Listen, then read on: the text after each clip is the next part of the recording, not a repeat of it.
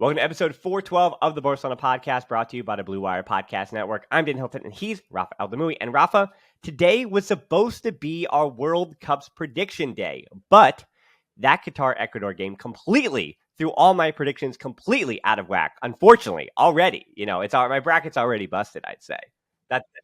I'm sure it is. I'm sure it is. Thank you for having me here once again. It's I know I got my it just arrived like Awesome. a few days ago, and it's Pedri at the back. But I know we're at World Cup mode. I'm excited because the reason I fell in love with football was because of the 1998 World Cup in France. That was my first glance at watching football. And then eventually I became a Barcelona fan because of Ronaldinho. So this, it brings back childhood memories of watching like Brazil, Scotland, that first game. I think it was Brazil, Scotland, or Japan, something like that. So it's like nice to kind of like reminisce a little bit of my childhood. And then it's for a month. Everybody seems to become a football expert, which is funny. Yeah. I find that funny. So yeah, I'm just excited. I'm excited about the World Cup. People know that what I do. So I had two people today in what I was doing today ask me who my predictions were. And somebody went, "Oh, I got the inside track. I know that Denmark's going to the semifinal." And then the way they were talking at me, I was like, I mean, that's a fair guess because of their success at the Euros. Yeah. But I also said, "Can you name me 3 Danish players if you're going to come at me this hard, this strong?" Like, let's just have this dialogue, and we know that wound up. But yeah, anyway, the first thing I want to mention too is, as people heard my show or the YouTube channel, as thing I did about one reason on every team for Kool-Aids to watch the World Cup. As I said there, the whole thing here, and we can continue to reiterate it, and we're actually seeing in live time, like the way I on a podcast that has some kind of following that are mostly Barcelona fans, how I feel about the World Cup in Qatar and the corruption and things going on. Like, I've said my piece on my platform. People are aware of where I stand on that. But unfortunately, I think for a larger audience, we got to see now, and I think it's more interesting in video even, watching these big companies who are broadcasting the World Cup and how they're handling the fact that it's in Qatar. And so my early hat off, and maybe it's going to be a thing for me. I mean, Rafa, for you obviously have connections to Telemundo, and I think Telemundo got it absolutely right from what I saw. And I think Fox, could not with that Alexi Lawless bit. I don't think they could have fallen flatter on their face with it. You know what I mean? So I think for me, while, as you know, like my Spanish might be conversational enough to get through the World Cup, I think maybe now is the moment when I'm just flipping the switch and saying, all right, we're going Telemundo the rest of the way. Because if they're going to cover it that way with tact and show the games and again, try to have that very difficult conversation throughout this World Cup while also trying to celebrate what we're trying to celebrate on the field, then my hat's off to Telemundo, and they're going to do it right. So I would recommend for all you Spanish speakers who also listen to the podcast, like if you weren't watching Telemundo coverage, until Fox earns it back, I'd say switch the channel over at this point. To be honest, that's just At the end of the day, I know it's a very sensitive subject because everything that's going on in Qatar or that has gone on in Qatar, it's like it's being a hypocrite. Like during the opening ceremony, we welcome everybody. Like, no, you don't. So like we got a saying in Spanish that no puedes tapar el sol con la mano. Like you can't cover up the sun with your hand. Like this is happening. So one way or another, you gotta talk about it. Like you just can't be oblivious to it. So, and I mean, you mentioned Alexi Lawless. I'm not gonna say anything. But it doesn't surprise me one bit. Knowing how Alexi Lawless, who he is. As a TV personality, obviously. I'm not even dragging him. I'm saying like there was many people at Fox that made that decision. So I'm throwing it at Fox in total, like saying that the many people. This was not Alexi Lawless saying I've got a great idea for this. It was producers and directors. I mean, you and I both work behind the scenes. Like it was not one person's decision. It was someone who makes a lot more money than even Alexi Lawless. Someone who makes gobs of money. Who is, likely the person who makes that decision does not even regularly watch the sport. Like honestly, like that's, you and I both know that's usually how it works. But all right, that's sadly the ugly truth. A lot of people higher ups that are the ones that actually make the money decisions, they don't watch the sport. So it's stuff. It's something behind the scenes. I don't think we can talk about that one episode like BTS. But yeah, it's the ugly truth. Some of the industry. But all right, instead we get to do the fun part, and that's get to be fans ourselves and just completely blow it all up with our World Cup brackets, where we are as capable of messing up as everybody at home. And before I start, because we're gonna do, here's what the show is today. We're gonna pick each group winner and runner up. And if we get fancy, depending on the conversation, we'll throw in our third and fourth place. Then we're gonna go through the last eight, fourth, third, second, first place, and kind of break down some of the knockout rounds, how we think that's gonna play out. And then we'll go through Golden Boot, Golden Ball, all those things, all the little individual awards. And then if we have time, we'll hit some other individual storylines or players that we care about watching in particular. Because again, throughout this process, I certainly will be hitting the Barcelona players. There was no Barcelona player. I mean, by the time you're hearing this, likely on day 2, there was one. But as of now, it was just Qatar, it was just Ecuador, and there wasn't a Barcelona player in those games, in that one game. So it is what it is. We don't have any Barcelona updates just so far. But again, those will be coming. And now, the one thing I want to preface it with, I was talking to one of the players at one of the jobs I do, as well, the people I know, about Ultimate Frisbee, and I cover on the Ultimate Frisbee team and work with them and got to know the players and things. One of the players once said something that stuck out to me, and I used that in this World Cup bracket today. And he said before their championship, their 2-time undefeated champions, he said, why don't you just always think of the thing, like when you're making a prediction, why don't you always just go with the thing that you hope to happen? Because again, when the stakes are so low, like our bracket predictions, when the stakes are so low, just do what you want. I mean, if it makes sense, right? Like if I went to a small, tiny school, like private school for college. And so I would never, if they ever made the NCAA tournament in 20 years, but if they do, again, make the NCAA tournament, I'm never going to pick them to win it, right? That's insane, right? Maybe get the first round upset, but you never take them beyond that because that's where we're at. But for these predictions, I just said, I think this is what's best for the podcast. I think this is what's best for me. So this is where I'm going to go with my predictions. And so you're going to find that I'm going to pick not what's predictable, but what you all want. I want to give the people what they want with this. Let's put it that way. I don't think, I know this is Barcelona podcast. We're both Barcelona fans. We both have Barcelona related channels in Spanish and English. I think I'm going to upset a few Barcelona fans with my bracket. So sorry in advance. Great. I'm glad we're on opposite sides of that. All right, let's start with Group A, which is Ecuador, the Netherlands, Qatar, and Senegal. We already saw Qatar and Ecuador. It was a joke. I did not have Qatar going any farther than fourth place in this group. I had the Netherlands first. I actually have Ecuador over Senegal, and then I have Qatar in fourth place. And I think this one's pretty obvious why I have Netherlands at the top.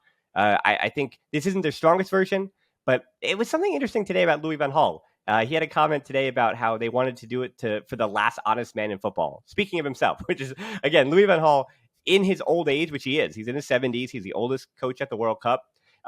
It seems like he's doing these press conferences with a little bit of softness. But as Barcelona fans remember, that is not Louis van Gaal. Like, do not let him give you the old Obi-Wan Kenobi. These are not the droids you're looking for. No. This is Louis van Gaal. And that guy in the locker room is saying some different things than he's saying to the press. And I think he is trying to galvanize his team in a different way. And I think Netherlands, we'll see how far I take them later, but I do think they will win this group. I think they're just better than Ecuador. And then obviously Senegal losing Sadio Mane. I'm going to take the words right out of your mouth. That's why I have them at third. With Sadio Mane, I would have taken them second. I think Ecuador playing CONMEBOL, it takes, I found as I was doing this, I need a reason to knock down that CONMEBOL team because CONMEBOL qualifying is so hard because Ecuador's in this tournament because Chile is not, Colombia is not. So there's a reason Ecuador is in here. So that's why I have Ecuador second. No, I got the same thing as you for Group A. The reason I have Ecuador going through at second place, it's exactly that. Even before Mane was completely out, and they were talking about like, oh, is he gonna come back for the second game or maybe the third game? Like when you're speaking about those things already, you can't count on Mane and Senegal in that sense. And in my opinion, a Senegal team that relies so much on Sadio Mane, and he was second in the Ballon d'Or voting. Like he is arguably top 3, top 5 in the world, and when he was injured, but like we didn't know yet if he was gonna make it or not. I was like, that alone, I don't have Senegal going through. Sadly, in my opinion, I would have loved, or I mean, it can happen still, but I would love for Ecuador and Senegal to go through.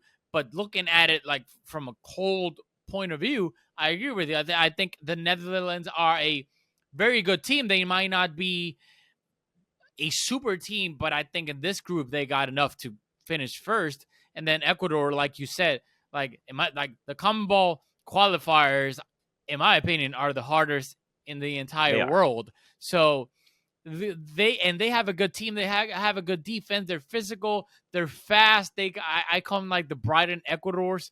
They got 3 players from Brighton. So I agree with you. It's just, and then Qatar, like Yeah, come yeah, on. yeah. I mean, Um, I got the same thing as you yeah, for and I would Group say with A. Netherlands too. Like, if you watch that, one reason why for every Barca, yeah, I mentioned a lot of young players, and I want to also add the caveat too. Like Jeremy Frimpong, who's been Barcelona fans have linked to Barcelona. He has not yet been officially linked to Barcelona. The Leverkusen youngster, and then Xavi Simons, the old academy product.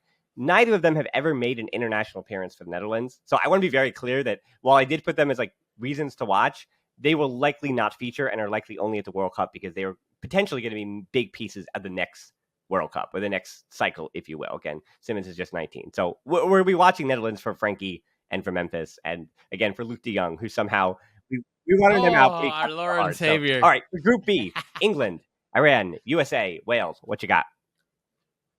Well, I'm gonna be very careful with what I say. I don't want to upset you, my friend.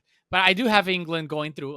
Even though I So do know they I. got Winning the group. some Fair. major injuries on the right side, but they still got a good enough team, in my opinion, to finish Yep. first in that group.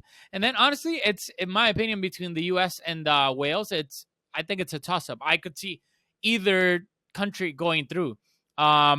But it's just I think this is not more. This is more of a sentimental thing with Bale now that obviously he's out of Madrid. Then like the last hoorah, the last dance, Bale, just like this guy that literally doesn't do any. Well, he did with LAFC at the end, but he's Mr. Clutch.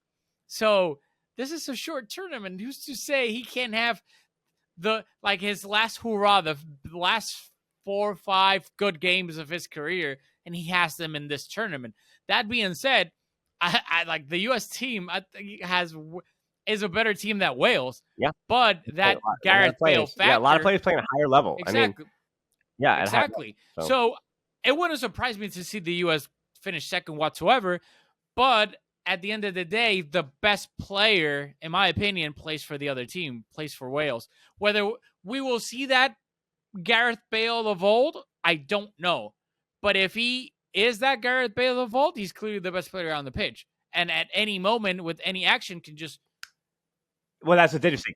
pull the rabbit Well, that's out of what's the hat. interesting because by the time you hear this, we already will know the result. Like my prediction early Yeah. on, as I'm probably already wrong about, is that I have the way the USA goes through, and this is the thing about USA fans because they don't really watch this sport enough, and then they're going to watch the World Cup and they're going to get really disappointed because the USA, I think, are going to beat Iran, and Iran, and it's going to be a terrible match. I mean, if you watch Iran, I think they're the team. I think it was Romania in what was it the 20 something Euro? The 2012 Euro maybe or 2016? I made 2016 Euro.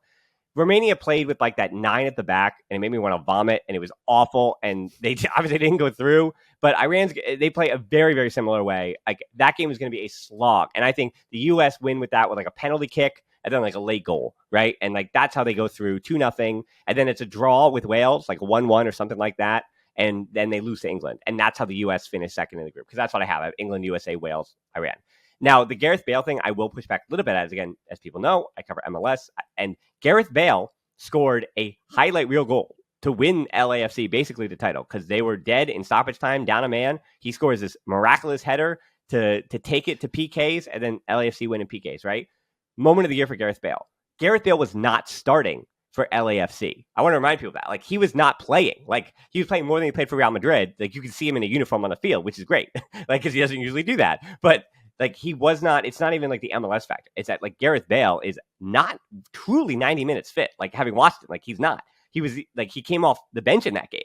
So, I think there are major questions about Gareth Bale in this tournament. So even if Gareth Bale has a Gareth Bale moment against the USA, I mean, he might fall flat on his face against, again, when Iran tried to rough him up and kick the living daylights out of him, because that's going to be the game plan against Wales.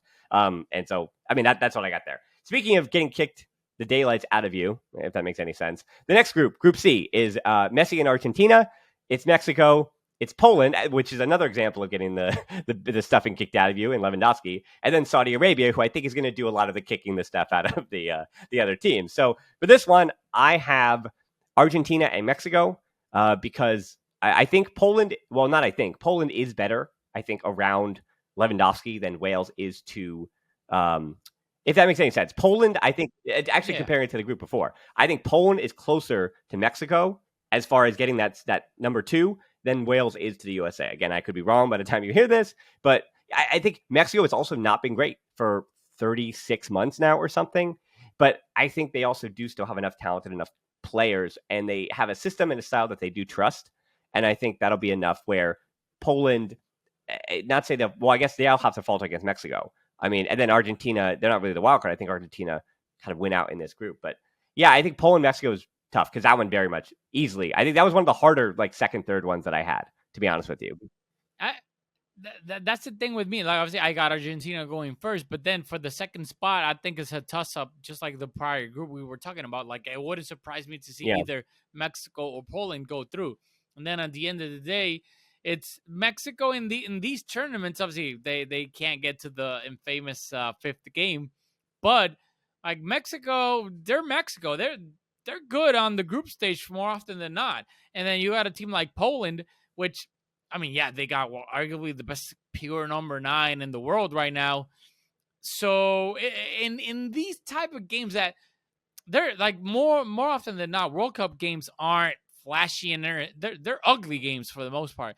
And then when you, especially like the group stage where you're like, dude, let's get a draw and live to fight another day. So Poland, again, I think this is a little bit of like, well, like you said, even though I think they surround their superstar better than Wales, but I think it's kind of the same ish in a way of, hey, you got one player he's the best player on the pitch, and at any given moment, whether Poland are not playing well, Lewandowski can just score an incredible goal, and that's it, either to win the game or just to tie it. So it's a toss up, and then on my bracket, I got Poland, but it's not like I'm Yeah. 100% sure they're going through. Like if Mexico go through, it wouldn't surprise I me think whatsoever. So, but for I me, got it's that Poland. Mexico gets a little more goal scoring from the midfield, which I think is always really, really important in the World Cup because Raul Jimenez, like he is their number 9, he is their guy, and then obviously Chucky Lozano is the option number 2. Alexis Vega is probably going to be the other winger on the other side, who can cut in a little bit, and you almost call him an attacking midfielder. But they do have a bit more punch from that midfield, and again, in these tournaments, sometimes your number 9 doesn't score, and I mean that's the thing with England too. Like why you take England because it's like even if Harry Kane has a dud of a tournament, England can still go through because they just have they're just going to get enough goals. And a reminder too that when Spain had that amazing, 2010 or whatever, I think they only scored like 7 goals or something before the That semifinal. was like 1-0, 1-0, Exactly, 1-0, 1-0, because 1-0. Yeah. defensively, again, they just suffocated every team, and I think you don't see that happening obviously for any of these teams. I mean, and that's not even how Argentina play. Like Argentina actually play much more direct. They don't like play with possession. I mean, we're going to get to them.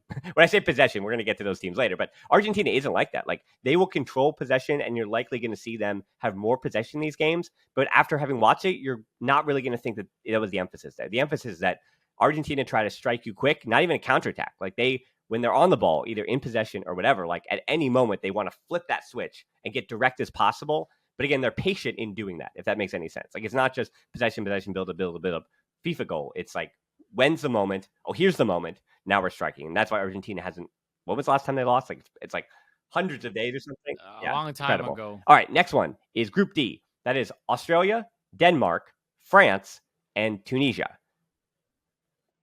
I mean, I got France first and Denmark second. Yeah, like, I know people are talking about like the curse of the champion, the European champion on top of that.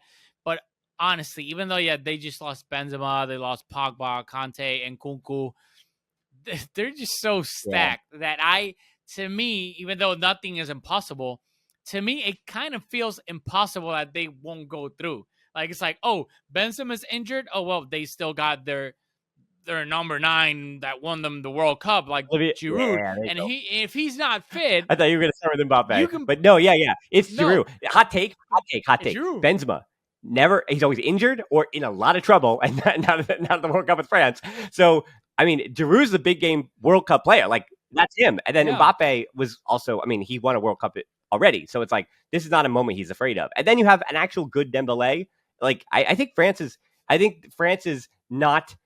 usually why you see them crash out, usually why you see that, obviously, is because it's a group that was already experienced at the peak of their powers. And now many of them have been reinvited, and many of them are a little bit past it. But this France squad is not the case. So many even of those players, as you said, like players that are injured or whatever, have already been not even pushed out, but overtaken. It's not pushed out. They've been overtaken by Chouamanis and Kumavingas and other players that are going to make me sad to watch. But yeah, I mean, to say that I'm disappointed that I won't see Benzema, I'm fine. I can sleep. And then Denmark, of course, you're right. Like it's Denmark's performance at the Euros.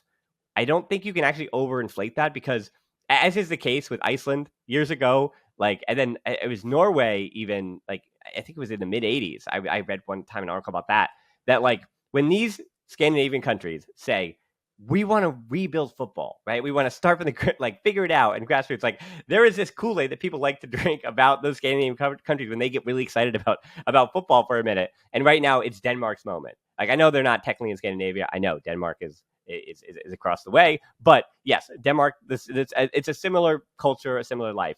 But yeah, for Denmark to say, hey, we have all these pieces, we know how we play.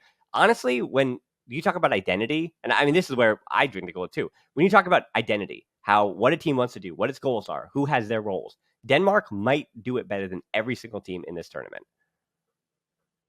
No, and the thing is, like, they're a good team. They're like, obviously, they're not. What's the word that I'm trying to use? Like, they're not the not the fancy pick, but like a stylish pick. Like, obviously, if you want to pick like a European team, like Croatia, are more like hip or cool if you pick them. But like even then, it wouldn't surprise me if obviously they finish second and then they quote unquote stun somebody in the round of 16 because they're a good team. But in that group, like obviously Australia, I don't see them doing anything. Tunisia, neither. So it's like, as we can talk about like the curse of the champion, the European champion, but France are so stacked that if I think it would be one of, if not the biggest, like new like thing in World Cup history if they don't go like through this group stage. And then, in my opinion, they just have the best player in the world.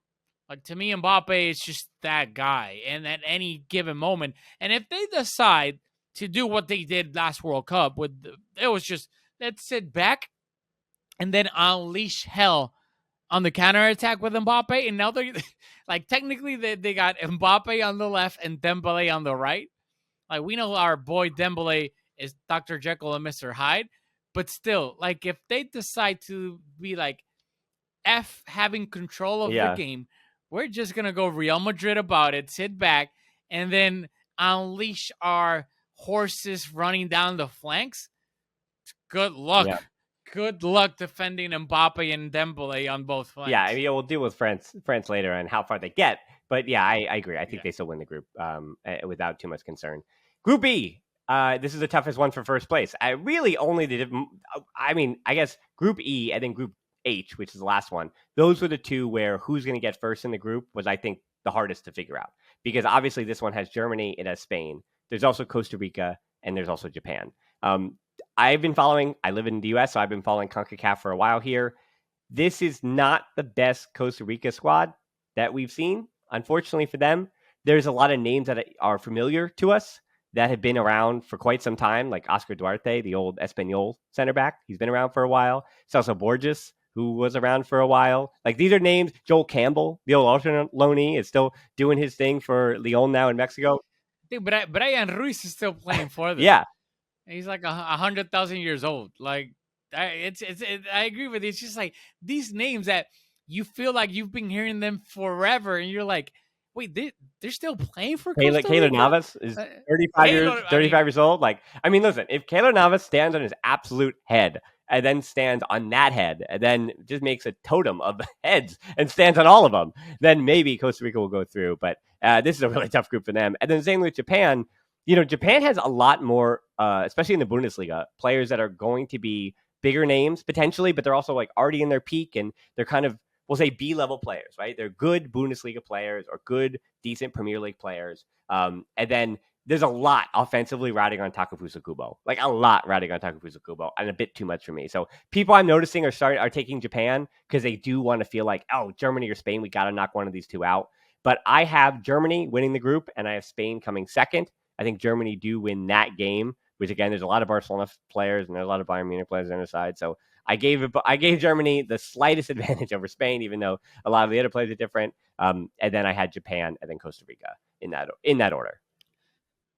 I got Germany first. I think they're kind of underrated, like in the tournament. I think they got an insane squad. Of course, Great keeper, great defense, great midfield, great. They don't have maybe like this prolific number 9, but offensively, I think they're stacked. So I got them finishing first. I got Spain finishing second. But again, like Costa Rica and Japan, like it wouldn't surprise me if they like pull like, well, maybe like an upset and beat like, I don't know, Spain, or draw against them and things like that. Like Costa Rica are a tough cookie to like crack open. Like they're good defensively. And then at the end of the day, what we talked about this earlier, that this is a group stage. Like if you're good defensively, you got a great goalkeeper in Keylor Navas who's capable of, like he's done many times, putting on the Superman cape and just pulling up a great performance, making 8, 9, 10 saves in that game, and then against Germany or against Spain, and then that's your draw. So I think this is a tough group, but even then, I think we should see Germany first and Spain second in this game. And then, like you said, I don't root for the Spain national team, but like because they got Luis Enrique, and now he's a Twitch superstar. He's literally streaming each day, and I think it's hilarious because it's like kind of like seeing your dad trying to figure out technology. So I got a soft spot for Luis Enrique. I love that guy, and I couldn't care less about Spain, but I do want them to get far because of him. Yeah, I mean, not only Luis Enrique though, but again, like Eric Garcia, Sergio Busquets, like Jordi Alba, Alejandro Balde, Pedri, Gabi, like Ansu Fati. Like, I mean, I'll be watching Spain, of course, because again, I do root for Ansu and Gabi and Pedri, and like I talk so much about those kids, right? About these teenagers, and of course, I want them to succeed on the biggest stage, especially after what Pedri did at the Euro. I am actually excited to watch this Spain and the way they do play, and kind of asking whether Luis Enrique can figure out what Xavi can't figure out. Does that make sense? Like they play so similar to Barcelona. I'm most intrigued by Spain because they have this horde of Barcelona players, and it's again, I guess I would, I said it in the video I did, but it's a great, what's that called? It's not a Pandora's box, but it's like the Catch 22? Not even Catch 22. I'll figure it out. I'll go back to the drawing board. But for Eric Garcia, right? It's a great question. Like if Eric Garcia plays like he normally plays for Spain and is like really, really good and awesome for everyone else, it's going to be this weird world where the club fans or the culés are going to go, this guy, including yourself, they go, this guy is trash, right? I know who I'm talking to. And then you go and you watch the World Cup, and all these fans will be telling you, who again maybe don't normally watch, or go like, why? He was a starting center back for Spain. He started 3 games. He was really great. Awesome. Like there is that world where this happens for Eric Garcia. And maybe for some of these Spanish players, but for most of them, like Alejandro Balde, I don't expect to see. But the irony is, we'll see Jordi Alba instead because Gaia is now right. So it's like there is great irony that Balde, while it doesn't feel like he was called in to play, I mean, what if Gaia was the starter? But I think Jordi Alba is. But all right, we will get back to Germany and Spain, I promise, in a second.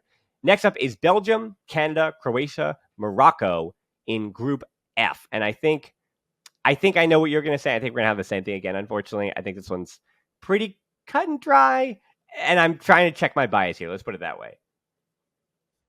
No, I think Belgium are going to finish first, Croatia second.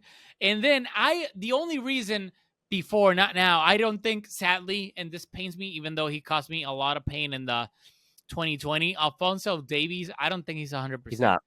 And I think if he plays, there's a good chance. Hopefully it doesn't happen, but I think there's a good chance he gets injured again. Like that's a tough muscle injury that he has. So if he was 100%, maybe I could have convinced myself the World Cup of Alphonso Davies and whatnot, but I don't think he's fit enough to carry Canada to a second position in this group. Well, I don't think. So having watched Canada, I don't think it's him.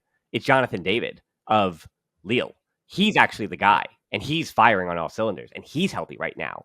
And sometimes all it takes is a number 9 to carry you through. And so, I mean, by through, I mean to third place because I also had Belgium and Croatia, and then I Yeah. had Canada and Morocco.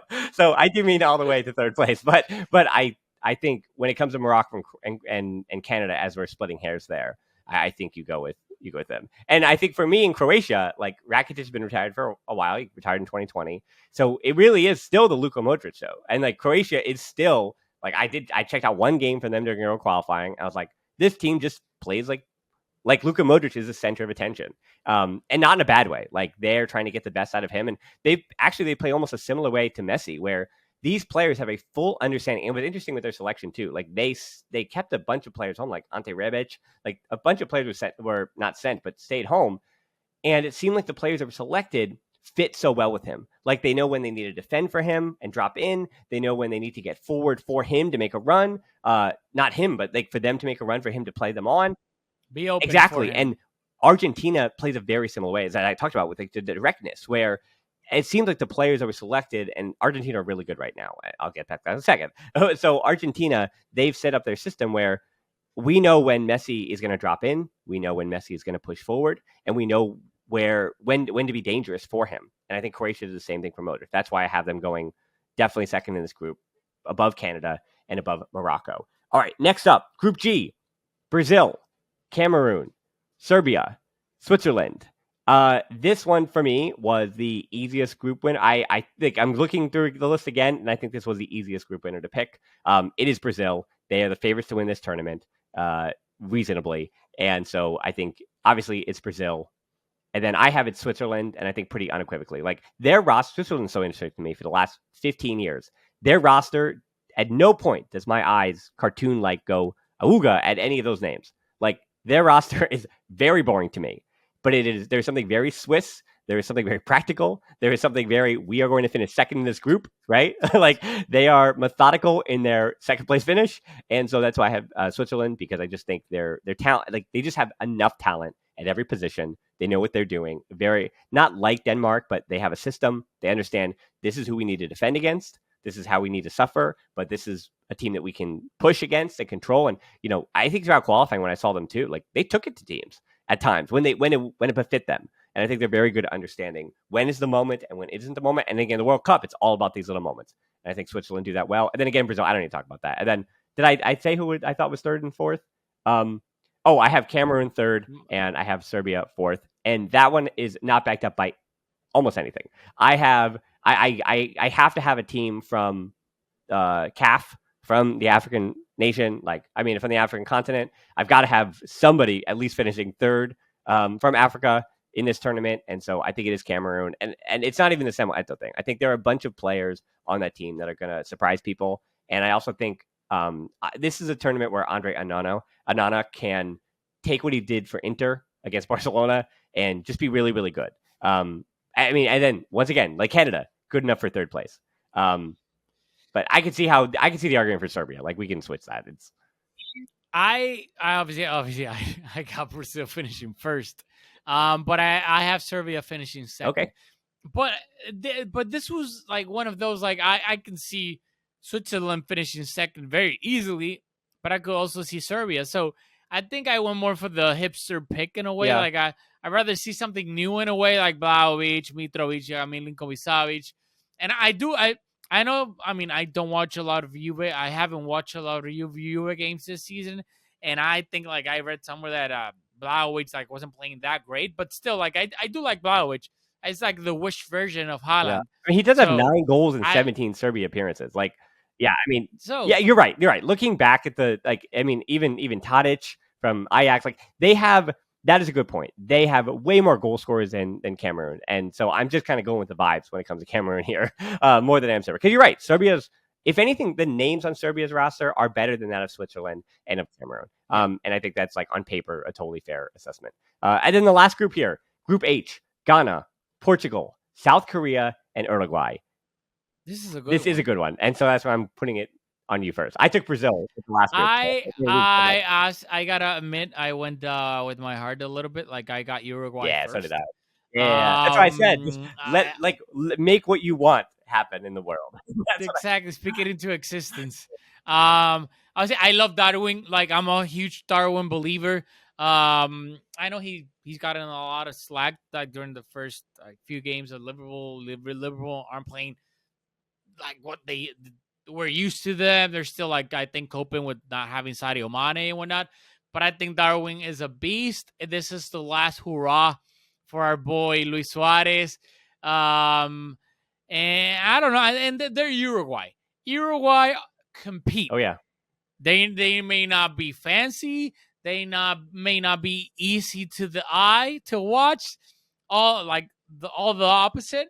But in these tournaments, these guys know how to compete. And then obviously Portugal, like name wise, I mean, they're stacked. So it wouldn't surprise me to see Portugal finish first whatsoever. But I just like Uruguay more than Portugal as a team. And then I mean South Korea, I love Ronaldo. I hope like maybe he. I mean, it would be a surprise if like in my opinion, if South Korea go through. But I would love personally to see some great Heung-min Son performances at the sure. World Cup, and then Ghana. I want to see Iñaki Williams with Ghana. I, So it's just, I mean, I love African teams. I wish them the best in the entire world, and hopefully, I mean, I would love Ghana to surprise everybody and go through. I don't see it, but yeah, I love that. I'm gonna have that Iñaki Williams watch on Ghana, but I got Uruguay first and Portugal so second. I have the same thing here, and there is a world certainly. And this is the hot take on Portugal. Like it's not hate on Cristiano Ronaldo, but I think I'm watching. People know I watch a lot of basketball too, right? And for the Golden State Warriors, which is a team that I can't get enough of it. Curry is having a Curry season. Like I love watching amazing players play amazing basketball. So obviously Steph Curry, love watching him. The shell of Klay Thompson is really intriguing to me. But at the start of their season, for those who don't follow basketball, one of their best players, probably a Hall of Famer, first ballot, Draymond Green, punched in the face, and not like punched in the face, like really punched in the He face, like clocked really him. punched in the face, to dropping to the ground. One of their young and up and coming players in Jordan Poole, a guy who just like signed a big contract that likely meant that they weren't going to be giving a big contract to Draymond either. But point is, that was that while it seemed like the team and the organization, everybody like they're like we're fine, we moved past it. They literally didn't even like they fined him, but they didn't even suspend him for an actual NBA game, and that kind of got pushed not even under the rug, but they said we're moving past that, right? Like let's put it in the past as fast as possible. Well, to start this season, Draymond still looks like he's taking more steps back. Clay just looks like not like he's there. And then Jordan Poole is so inconsistent and is like suffering. It is not the play we saw in the finals last year. And so for Golden State, like they can say everything is okay. And there are moments, with sports, right? There are moments when something happens and you go, yeah, we're fine, right? That unifies us, or we're good. And then there's those things where there's smoke, there's fire. And it's like, oh, we've got a problem here. And this is this festering. And that Draymond punch, honestly, like it seems to be festering in the team that won the championship last year. And this all leads me back to Portugal and Cristiano Ronaldo and that interview and the reactions that we see. Like we might be trying to like pick up on these microaggressions, right, between him and Bernardo Silva and Bruno Bruno Fernandez, and we're Fernandez. trying to like Zabruder film, like break it down. Oh, see the little lip here? That means that he doesn't trust it, right? And all these things. But I think that's one of those cases where you have this guy that has been it's just an idol to so many of these players, even at the World Cup. The younger players have been looking up to him for years, and he's going to get autographs. Like other players are going to be asking for autographs on South Korea or Ghana, right, or even Uruguay. And yet, Ronaldo, I think, has started a fire that Portugal won't be able to put out in a way that Uruguay, that's why I have them first. I think not even handily, but I think I trust them to finish first.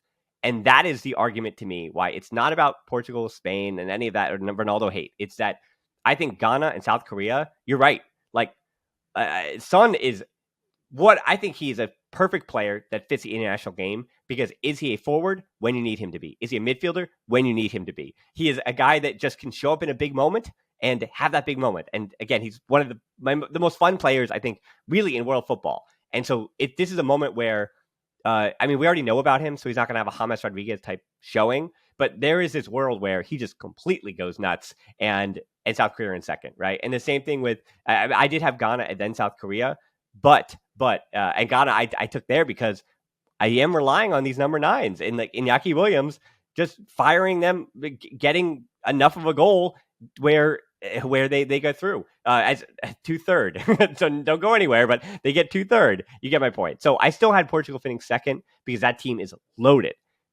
But now I'm going to the next thing, and that is the final 8 here. Because for predictions, to give that away, I do not have Portugal in my final 8. I have them knocked out in the round of 16. Same thing, unfortunately, with Denmark. So my final 8 here, as you look at your bracket, I have the Netherlands, I have Argentina, I have Germany, I have Brazil, I have England, I have France, I have Spain, and I have Uruguay, which on paper means every one of the first round winners went through, with the exception of Belgium, I believe. I'm just going through again. I have all but I got Belgium the going. same thing as you, except I got Belgium beating Spain and going through Gotcha. the last day and facing Uruguay. But I have Netherlands, Argentina, Germany, Brazil, England, France, and Belgium, Uruguay. Yep. Okay. So So basically, we got the yeah, same it's one thing of, it's for one of now. those For now. situations where we know that not to be true when it comes to predictions and brackets and all those things. Again, I wouldn't say any of these second place finishers that we talked about, like whether it was Denmark or Switzerland or Croatia or Portugal, like any of them getting to the final 8, I think is not a surprise. Like it's not an upset. It's not that crazy. Obviously, if Mexico reaches the round of the final 8, like it'd be a big deal in Mexico. If the U.S. were to get that far, you'd have to tell some Americans how big of a deal it is, but it would be a pretty big deal, and they've got a good and talented squad as well. Again, same thing with Croatia. Croatia get all the way to the final 4, and it would be no surprise because you're like, okay, they have the personality, they have the thing. And I think even like you would pick Serbia to pick second, and I wouldn't. It's not that crazy to say that Serbia can make some kind of mini run, make the final 8. So now working our way backwards to forward, in fourth place I have England losing to Brazil in the third place game, and that's I preface this, and you guys knew I was going to do this. Everybody knew I was going to do this. It's Argentina beating Spain in the final. And as I said, if you think something is going to happen, then just have it. I think this Spain team is one that very well is probably, I'm speaking them a bit too highly. Truly, I think I'm speaking a bit too highly of them, and I'm putting too much trust in Luis Enrique. But there is just something about this team, and it's because I follow Barcelona too. So I'm looking at Luis Enrique press conferences in a way that I'm not looking at other coaches, right? I'm paying attention in a way that I'm not. I think there is some fight. There is something in them. I think as young as they may be, I have Spain going that far. Like, and I can find a way to justify it. Let's put it that way. You know what I mean? Like I can't justify taking the U.S. to the final, but I can justify Spain to the final. And in this case with Argentina, I think there are every other time that we've done this can say we can't justify Argentina to the final. I think the way Argentina are playing, not because of Messi, but around Messi and what they're enabling him to be now, I think this version of Argentina is the one time where I can say, I think it's fair to say there's a reason and an explanation as to why Argentina can win this World Cup. And then it also fits a story and a narrative. And it's like sometimes the story and the narrative don't work out. But I think this is one of those cases where, yeah, I think the story is going to work out because there's one player that is different than all the others we've ever seen in the world, and it's Lionel Messi, right? And so it's like, let's just take what you could believe and kind of break your brain a little bit. And then Brazil, third was as far down as I could possibly go. You could not talk me any farther than third place for Brazil because, again, everyone else has them as a favorite. I understand a lot of them have as their winners. I think this is a point where I throw it over to you, correct? I'm afraid, Dan. I'm How afraid. much time? I'm gonna go like bit by bit. I got Argentina beating the Netherlands and going to the semifinals. I got Germany beating Brazil, big quote unquote But it's upset, not. It's and not. They going beat to them this. 7-1, like within our I lifetime, like know, but the last 10 years. but I think Brazil have so much hype going into this World Cup that if Germany do end up beating them, let's say in the quarterfinals, I think it could, quote unquote could be considered an upset by a lot of people because I think Brazil is so Yeah. hyped to win it all. Then on the other side, I got France beating England and Belgium beating Uruguay. So my semifinals are Argentina, Germany, and France, That's Belgium. not crazy at And all. on that, I got France beating Belgium, and I got Germany beating Argentina. Which has happened in the past. Which has happened. And we were Yes. there, we've seen it. And I know. A lot of people want Messi to win it. I mean, Argentina to win it for Messi, and I would love Messi. Like I think Messi's career, if he doesn't win a World Cup, I still think he's the best player I've ever seen. Um, but for the haters, for the doubters, I think Messi's career deserves a World Cup. But the thing is, it's not because of him. I do trust Messi. It's my problem that I've had with the Argentina national team for the past, 10, 12 years. I don't trust the rest of the team to show up more often than not.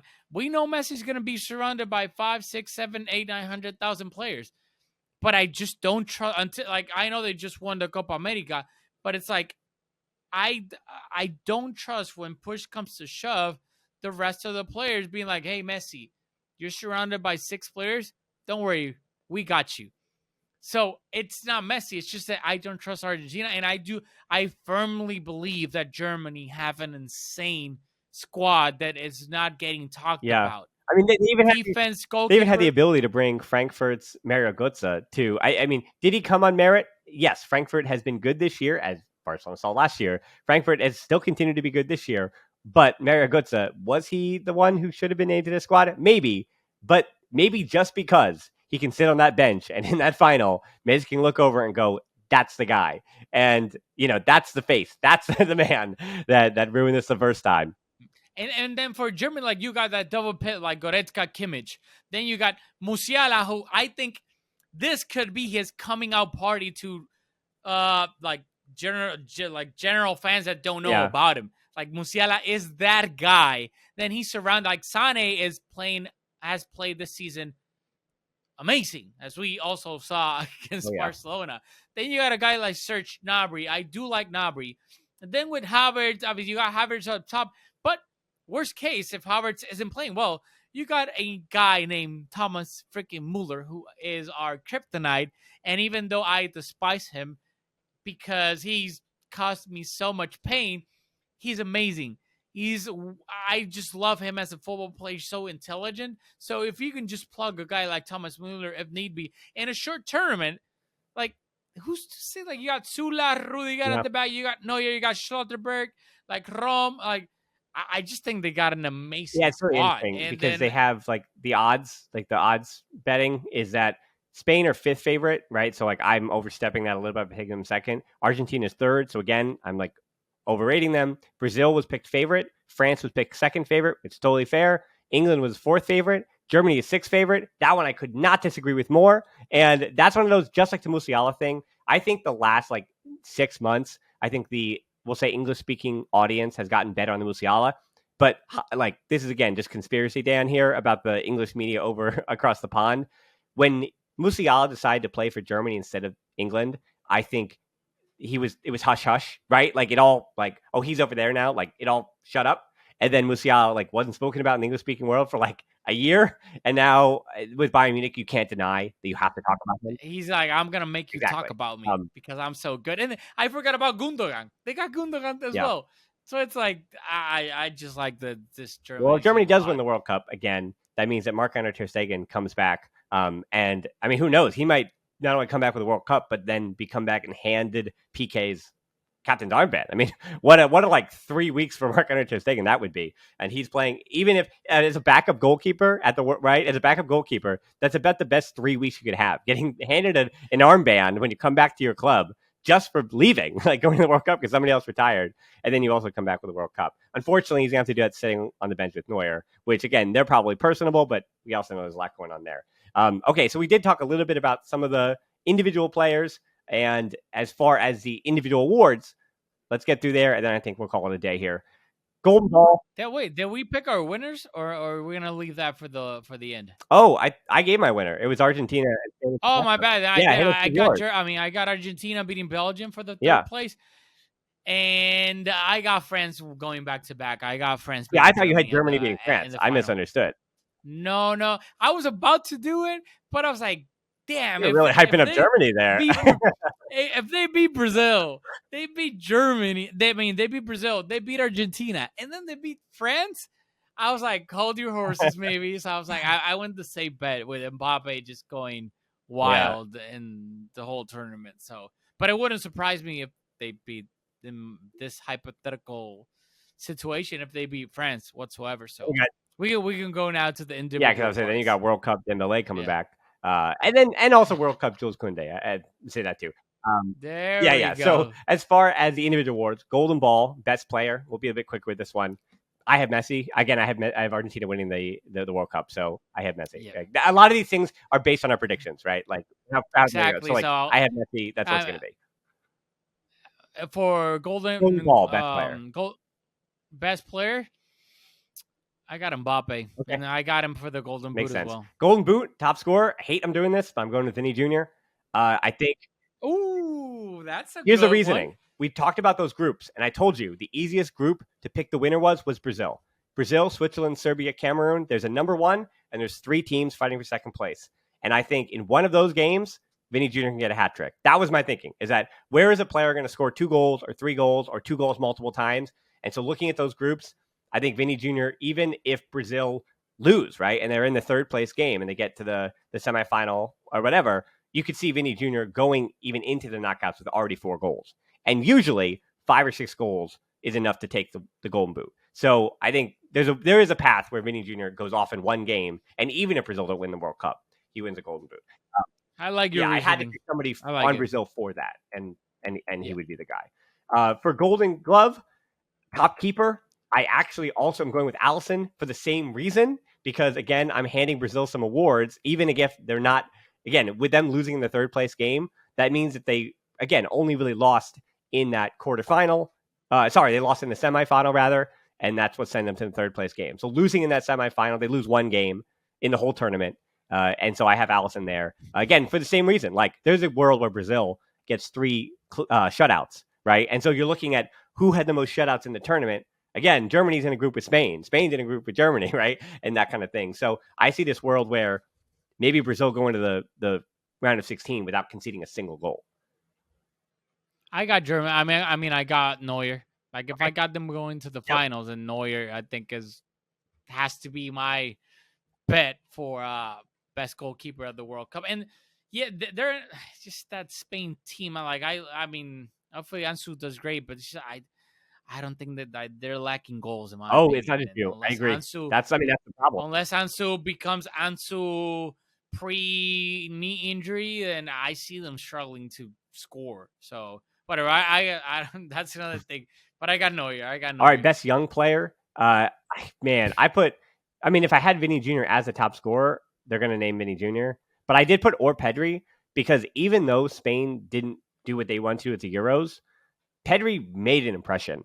And because I think there's going to be a lot of focus on that Germany Spain. So, like, there is a world too where Spain somehow beats Germany in their group stage. And then that means they're going on to have to face Brazil in the next round, right? So there is easily a world where, I mean, they go through Germany, finish first, and then they beat Brazil. Like, Pedri's your young player. I mean, wrap it up and gift Yeah. it, send it to his house and his dad in Las Palmas. But best young player, I think, again, in my scenario, it goes to Vinny Jr., which, I mean, it is what it is. Jamal Musiala. Okay, I'm buying all the sure. Musiala stock. And if I got them going to the finals again, like Musiala has to play a vital part in that. And if he does, then he could easily be named best young player of the tournament. So I think this is like it could be, and I'm hoping it is because I do like to watch him a lot. So I'm hoping it is his coming out party to the rest of the world. Yeah. And in the final match, man of the match, obviously, I do have Messi because I think this is one of those circumstances that even if Lautaro Martinez is the one who scores the 1-0, right? Like, regardless of who You're the just goal giving it scorer to is, it's Messi. going to go to Messi. So, like, I'm not trying to galaxy brain this one. I'm saying that Argentina, the players themselves will be like, right? Like, let's Yeah. say the one goal in the final is scored by Rodrigo De Paul, like, trips over the ball, right? And then, like, rumbles his way into the net, right? And then Messi picks him up and and then, like, runs him back there. And then Messi's like, do it for Argentina. Then Rodrigo De Paul will be like, no, don't give it to me. Like, it has okay, you're them. So yeah, and I'm assuming you keep saying the name Mbappe quite a bit here, including in the final. Yeah, so there you go. So It yeah, has yeah. to be All him. right. Yeah, Killian. I'm giving him all the love that I can before he eventually goes to where we know he's gonna Correct. end up. So I'm giving you all the love because I know probably after a certain year, it's not gonna be that much love going towards him. So Yep, yep, yep. All right. We kind of ran out of time here to do any other little things. I think we pretty much did a good job of kind of going through, giving our hot takes on every little team and group and whatever. So, any other points from you, Rafa, or let's do that World Cup. no, I mean, let's cross our fingers. Wish the best to the Barcelona players that they come back Healthy, healthy. yeah. Exactly, healthy. I don't care if they reach the finals or if they go out in the group stage. I just want them to be healthy. So that's my wishful thinking and my only like added note. Let's come back healthy. We still have the second part of the season and we still got trophies to win. Yeah, yeah. I mean, and business wise, as I said, this is an interesting World Cup too because there's a lot of young players, but they likely won't play a lot.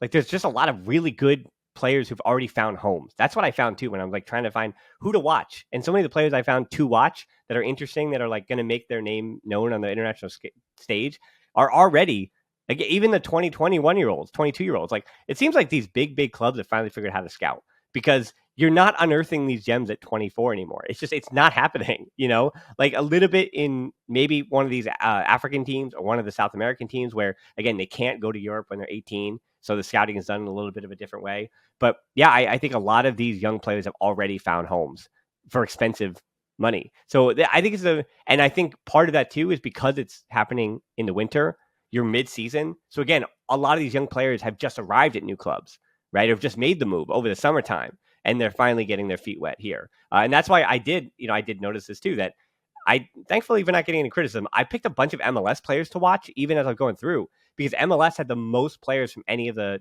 outside of the top 5 leagues, which again is saying something, but it also says something that their seasons are ending.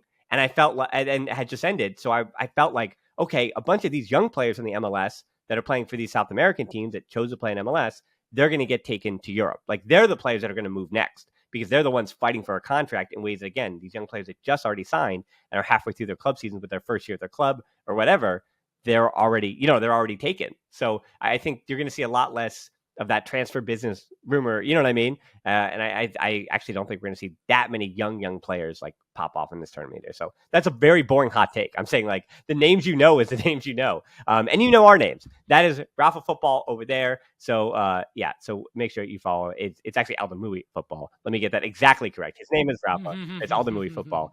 So just follow him down in the description below. He's also doing a lot of fun things. So follow him on his social media too, because even if you're not hearing from him directly, he's doing some fun things down in Puerto Rico. Yeah, like right now, like YouTube, it's a little bit quieter now with the World Cup, but on Instagram, I'm doing a bunch of things. So, I mean, do both. Follow me on both. But just saying that right now, I'm mainly like chugging out content more on Instagram than YouTube. And then when Barcelona is back, we're like full on back on YouTube. Yeah. So again, he's doing some fun stuff down there. So gas him up. He's on TV. We're having a good time.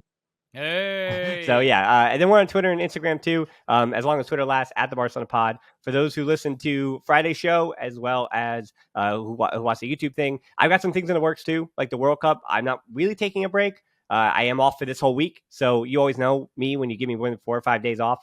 I come up with something and we change stuff up. So there are some changes coming in the near future. So look out for that, of course. Patreon, YouTube, you know where to find us. Thanks so much for listening to the show. Until next time, we'll talk to you soon. And Forza Barca.